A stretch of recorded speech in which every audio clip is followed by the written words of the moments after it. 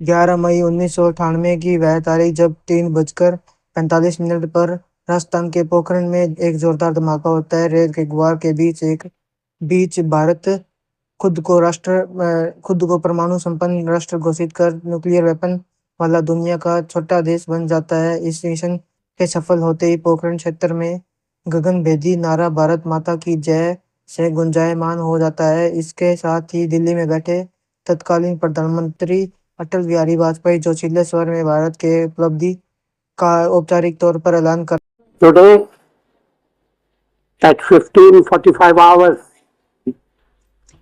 India conducted 3 underground nuclear tests in the Pokhran range.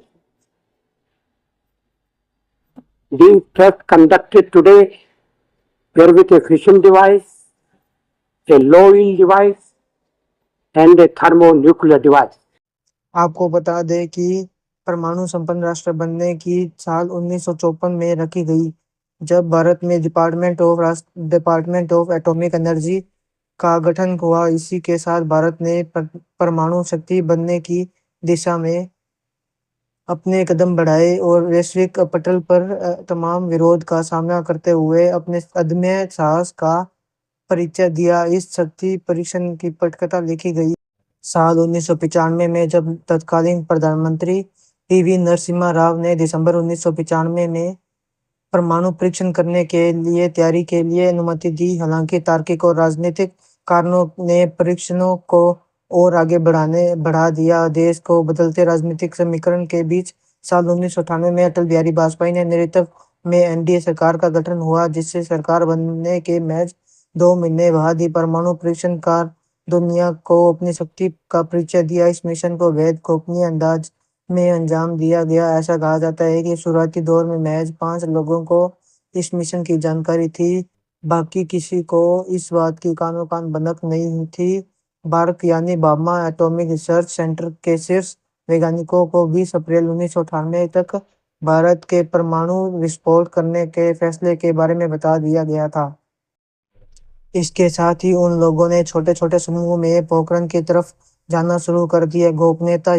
गोपनीयता का यह आलम था कि वैज्ञानिकों के परिवार वालों को यह बताया गया कि वे या तो दिल्ली जा रहे हैं या ऐसी जगह सम्मेलन में भाग लेने जा रहे हैं जहां अगले 20 दिनों तक उनसे फोन से संपर्क नहीं किया जा सकेगा। वहीं मिशन को गुप्त रखने के लिए हर वैज्ञानिक अपना नाम बदलकर यात्रा कर रहे थे। जैसे कि वे लोग पोखरण पहुंचे तो उन सबको सेना की वर्दी पहनने के लिए दी गई, साथ ही रहने के लिए सतह से थोड़े निचले हिस्से में कमरे दिए गए जिसमें लकड़ी के पार्टीशन लगे हुए थे और उन कमरों में मात्र एक पलंग रखने भर की जगह थी। अब वैज्ञानिक तो पहुंच गए, लेकिन असली दिक्कत थी बम बम को पोखरण पहुंचाने की, जिसका तोड़ भी निकाला गया। परमाणु बमों का कोर था टिन स्टोर्स। यह बम मुंबई के भूमिगत वॉल्ट में रखे थे। इन वॉल्ट्स को 80 के दशक में बनाया गया था और उन्हें हर साल विश्वकर्मा पूजा के दिन ही खोला जाता था। बहरहाल, प्लानिंग के मुताबिक प्लूटोनियम बमों को गेंद की शक्ल में बनाया गया था, जो कि टेनिस बॉल से थोड़ी सी बड़ी थी। इन गेंदों का वजन 3 से 8 किलो के बीच था। इन सब को एक काले बक्से में रखा गया था। इन बक्सों की शक्ल से केक क्रेट से मिलती जुलती थी, लेकिन इसके अंदर पैकिंग इस ढंग से की गई थी कि पोखरण ले जाने के दौरान विस्फोटक का कोई नुकसान ना पहुंचे। भारत के वैज्ञानिकों का सबसे बड़ा सिरदर्द था।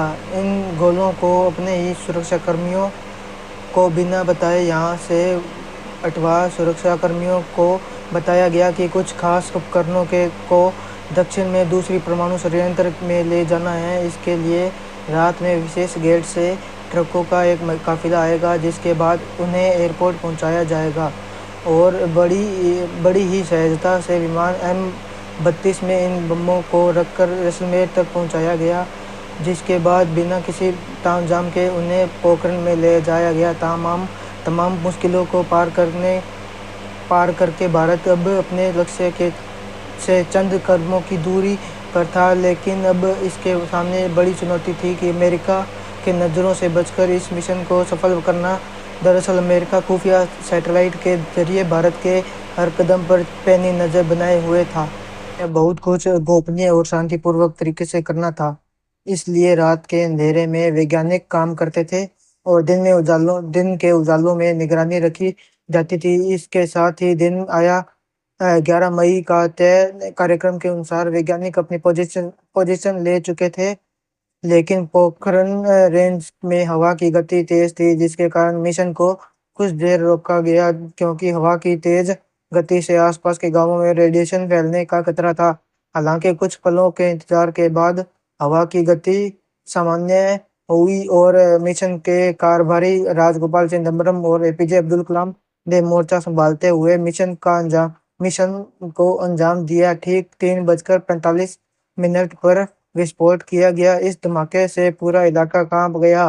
बंकर में बैठे वैज्ञानिकों के कंप्यूटर स्क्रीन पर जल रही रेड लाइट्स परीक्षण के सफल होने का प्रमाण दे रही थी। खुले जमीन से भारत ने दुनिया को अपनी शक्ति का परिचय दिया। इस विहंगम दृश्य को देख वहां मौजूद सैनिकों के मुख से भारत माता की जय के नारे फूट पड़े। दूसरी तरफ तत्कालीन प्रधानमंत्री के सचिव ब्रजेश मिश्रा टेलीफोन के पास बैठकर मिशन के सफल होने का इंतजार कर रहे थे और फोन की पहली घंटी बजते ही उन्होंने फोन उठाया और उसके बाद प्रधानमंत्री ने देश के साथ यह संदेश साझा किया। Today at 15:45 hours,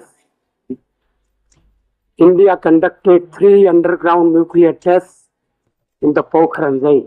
परमाणु सुरक्षा के आत्मनिर्भर बनने का यह क्षण बेहद गौरवशाली था। इस दिवस के महत्व को देखते हुए भारत सरकार ने 11 मई को राष्ट्रीय प्रौद्योगिकी दिवस के रूप में मनाने का ऐलान किया। तो दोस्तों, आज के इस वीडियो में बस इतना ही। फिर जल्द मिलते हैं नई कहानी के साथ। तब तक के लिए जय हिंद, जय भारत।